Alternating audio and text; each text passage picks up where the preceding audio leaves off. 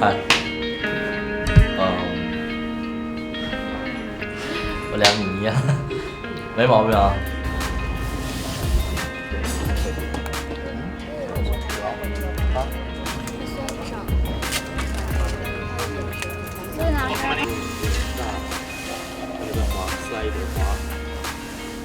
不会跳很快，到时候拍的时候就慢慢来就好了，是吧？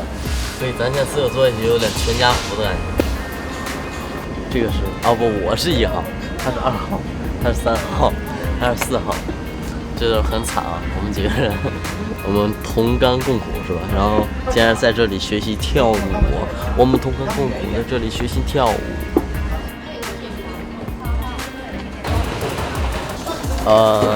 比想象中要顺利，然后一会儿就是英雄救美小子，好吧？我是美，我是英雄，我是一个 hero。现在我也是喜欢，我不知道怎么演，我怕我笑，我可能会笑。3、2、1，开始。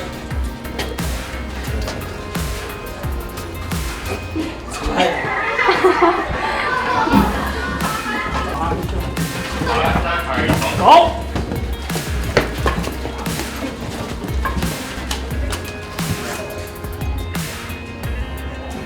没事吧？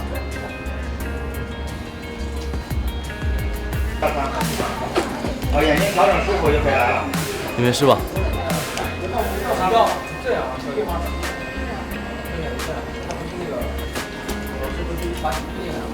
可以吧？演的绝佳。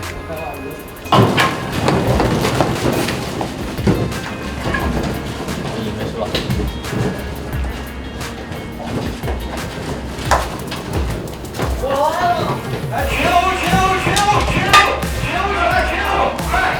他们打得太激烈了，以至于我都没有进去，没有空。就这意思，好吧？好。等真正拍的时候，你再。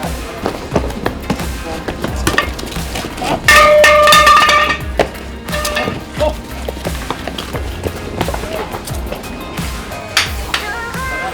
常常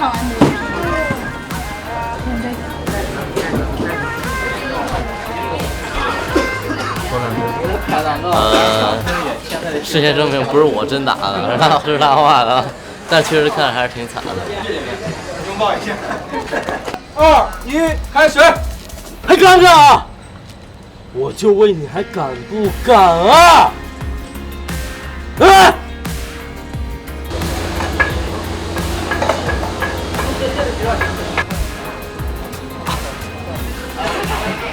我现在有战损版，李子豪，战损版。没有的话，这边补一起不就有？打输、住院、打赢、坐牢。不要打架，后果很严重。打架、打妹，散打冠军的。就这雨里的感觉，这样下着大雨，然后旁边还乱七八糟的在这飞泳。3、2、1，开始。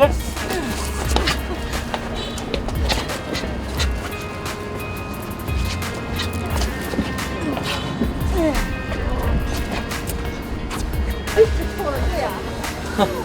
压。这是道具。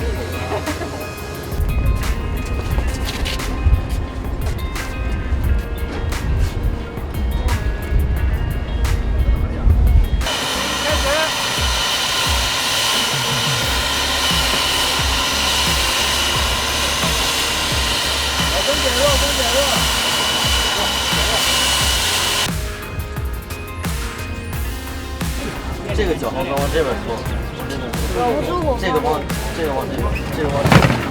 往这边拖，脚掌往这边，这样的，2个脚反着的。Yes。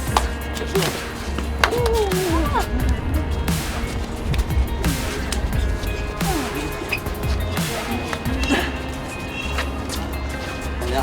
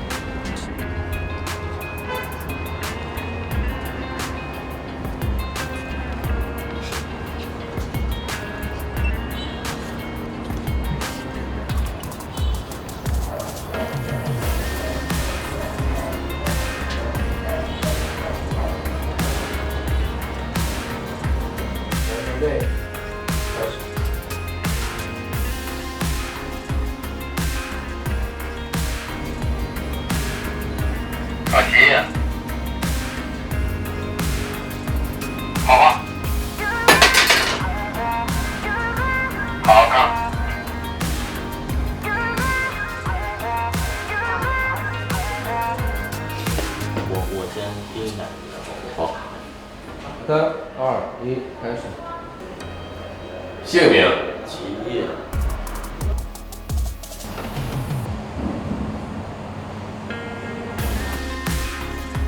你把人打进了医院，就是为了好玩吗？对，这次这个，我不光是为了玩，主要还是教育教他做。这次你还打不起，你就这么教别人做人？那也要看情况，有时候是报酬，有时候也挣钱。你已经16岁了，完全符合负刑事责任的年龄。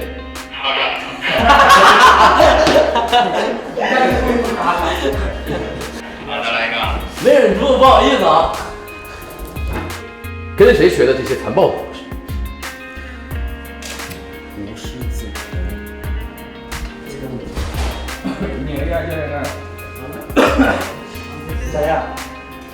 李琦第一次表演还挺棒，他有自己的处理方式，自己的一些细节，大家都挺惊讶的，也都是挺好的李琦，很棒，天才，这就是天才，夸一夸，夸一夸。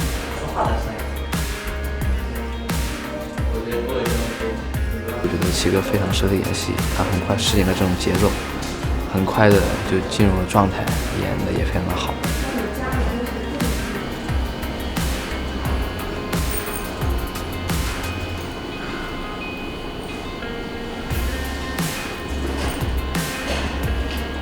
这是那个懒得家里的钥匙，每个星期我过去帮他换一下重新水桶。之后你帮我去一下。还有，别说我经常。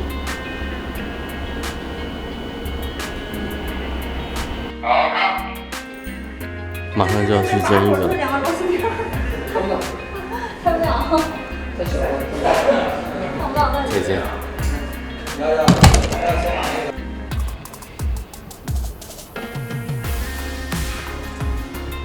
哎，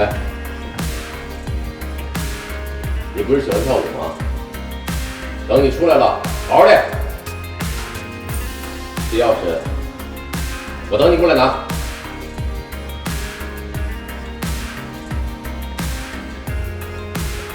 再见了。杀青了！耶，辛苦。Hello everybody， 我是 Voice2的子豪，然后呢，现在要采访我这个关于第一次拍戏的这么几个问题啊，非常的期待，来吧。首先是在进组之后呢，感受到大家对这个微电影的这么一个热情，然后我觉得我也是没有辜负大家的期待吧，算是，然后给 Voice2剩下的各位开了一个好头，是吧？然后还是挺满意自己的表现的，然后跟大家在一起工作非常开心。我觉得一个人这么一个热情可以带动集体的这么一个热情，然后在组里非常开心，跟各位导演还有老师们工作，对。就针对于这个剧本来说，我可能觉得我蛮中二吧，蛮热血的。其实中间打架的戏份其实还是，然后我想过可能会有一点尴尬，但是其实当拍下来之后还是挺好的，因为大家都没有说有出戏什么的，大家都说演的挺好的，看入戏了，好，对，所以说觉得自己演的应该还可以。我在做完剧本围读之后，我觉得首先是对于剧本的这么一个理解更深了一个层次，然后也是导演在针对于剧本上做了一些细节和怎么让这个剧本看起来会更好的这么一个修改吧，也是为了让整体出片之后的效果让大家都满意，然后也是因为我们是 Voice2第一次做这个方面，所以说肯定不能让大家失望，对不对？毕竟我们是吧，比较有天赋的6个人还可以。我是齐毅嘛，然后这个角色首先我给大家解读一下这个角色，就是大家从这个名字上其实应该也能了解这么几分，就是棋艺嘛。顾名思义，棋艺就是那个歧途的歧，意义的义。我的意思这是第2层的意思，因为大家都知道，就是在剧里的本名不是这个棋艺，但是怎么说，它是很体现人物性格，因为包括我是在所谓上的这么一个歧途走着，然后后来通过身边形形色色的人，都是在潜移默化的对我进行这么一个教导，对棋艺这个角色进行一个升华，都是在改变这个人物的性格，让他走上就是说所谓的好的路。但是棋艺还是比较悲惨的，从小比较悲惨的这么一个人物，毕竟是父母都不在身边，对，然后也是经历过这么多事情，从小就在这个街上混，还是很悲惨的。然后，毕竟我还是演的蛮现实的这么一个题材嘛，所以说对我来说，毕竟是第一次嘛，挑战还是蛮大的。但是我很开心我很开心我可以遇到棋艺这个角色，然后我觉得棋艺应该也非常开心遇到我，因为我们还是我觉得自认为有高度的重合。在某一方面来说，其实是有很大的差别嘛。因为以前只能说是在 MV 这个整体里面加入了一些剧情的元素，其实也只是演技方面，也没有很考验了。但是跟拍戏当然来讲还是不同的，因为在里面你怎么说会算是也是这个角色是有生命的。然后还有他的故事，大家只是看到的是这一阶段的事情，还有大家看到的只是我演出来的，还有这个挑明跟大家说出来的。其实还有一些东西是大家可能理解不到的，或者是不去想是想不到的。大家想为什么棋艺来这个看管所的时候，他会显得如此的自如呢？这一开始是我琢磨的一个点，我觉得就是他来了很多次，对。因为这算是家常便饭了，对于棋来说，只不过这次是16岁以后来，对，所以说多去理解，多去揣摩，对每个事情都是这样的，都会有突破。拍摄的时候，怎么说呢？第一天跟第2天都蛮搞笑的吧？我觉得老天真的是挺给我面子的，就是该下雨的时候都下了，这不该下雨的时候它也没下，怎么说都还挺不错的。包括我不是有一个女队的戏吗？就是让她跑的时候，上来蛮尴尬的，怎么说呢？就没演过啊，然后又是这个什么有点英雄救美的这一个场面，那我还觉得挺好的，毕竟我是个英雄嘛，怎么说非常不错。然后第2天的话是都在那个审讯室里面，然后中间加了一个吃饺子的戏，对，就是那个吃饺子吧，就我过去演的时候，这个饺子已经就凉了，知道吗？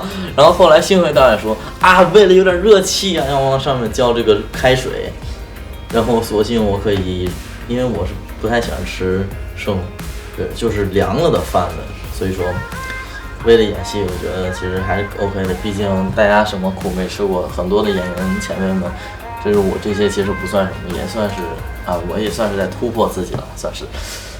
还有就是对戏的时候，就我也会忘词，然后演员老师他也会忘，就还蛮搞笑的，就大家这种和睦融洽的氛围，我觉得不算拖慢进度啊，而且我们其实进度很快，要不是隔壁片场一直在那捣乱，真服了。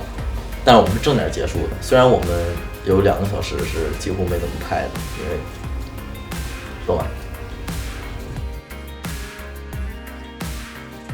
刚拍完的时候，那一瞬间杀青了，是充满了喜悦跟空虚的。喜悦就是大家一起努力了这么久，终于是有了个成果，怎么说，素材都全了呀，剩下的就是等着出成片嘛。